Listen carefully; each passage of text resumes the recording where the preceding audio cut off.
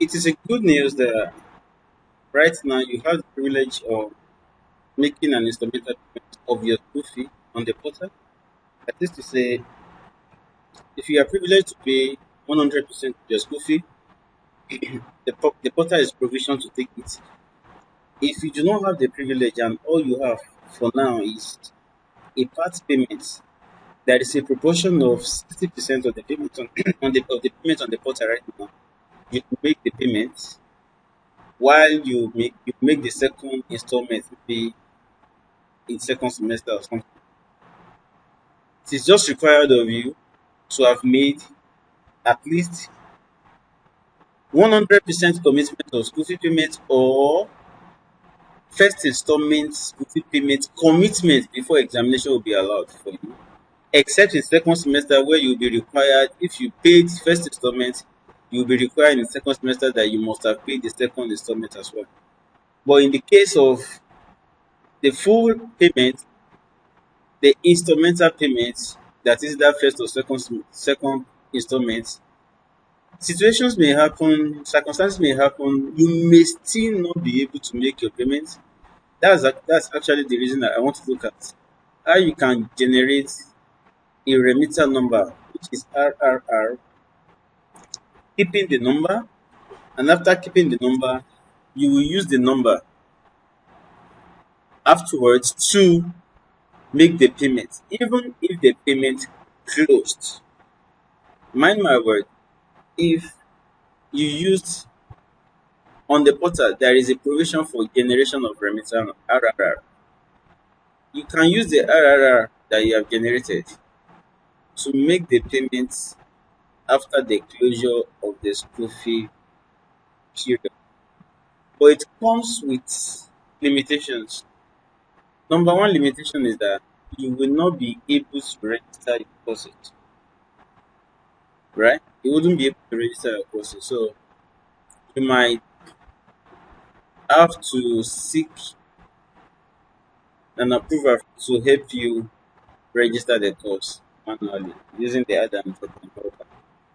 But what I want to look at now is how can you generate the RRR in case I've struggled to even make the first instrumental payment, which is maybe 60 something thousand naira for social sciences or 70,000, 70 something thousand or 80 something thousand. But yet, you have still not been able to get this done, to get the payment made. So let me just generate the RRR and use the RRR after the payment timeline is closed. So this is how we go about it. Now to generate the remitter number, which is the RRR, the first thing to do is log into your portal. The address to the portal is portal.uniabuja.edu.ng as you are seeing on the screen. Portal.uniabuja.edu.ng. That brings you in to the portal showing you the dashboard. Click on the payment section menu by the left hand side. Okay, then under the payment type, you will see the category of the payment available for you, right? Acceptance fee, school charge 100%, school charge first installment, school charges second installment. If the RRR you want to generate is for the school charge, which is 100%, select it. It's going to load the payment schedule, that is the breakdown of the payment. Click on continue. Okay, then by the right answer you see generate RRR. Click on it. The moment you do that, it will generate the RRR. So look at the RRR. So with this RRR, you can write it down, take it to the bank with the cash amount of your school fee. They will just add up some charges from the bank. Then they will use that to make your payment for you. You can do that as well for the first installment if that is the RRR you intend creating. Okay. But let me also point this out. After you have used that medium to make your payment, you will need to come back to require payment here, right? Instead of payment section, you're going to click on require payments. Click on display payment records. So you will see all the payment records that you've done. So look for the RRR that you took to the bank. You certainly have it as either pending, or unsuccessful. Once you have seen that, then click on requery.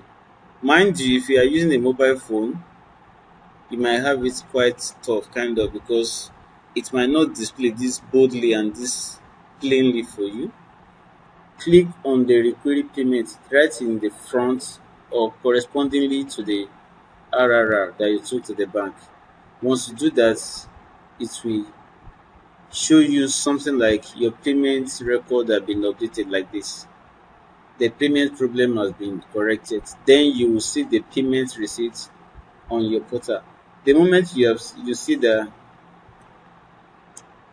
the next thing will have been to proceed to cost registration, but cost registration will have been closed certainly by then. But you can use the receipts that you have generated to now write a letter seeking an assistance for cost registration. But let me also point this out. The school has a rule.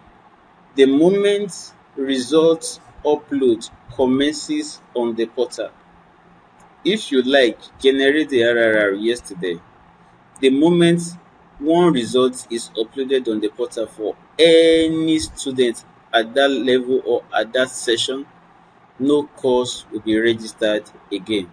I repeat, CDA has a policy that if you have not registered courses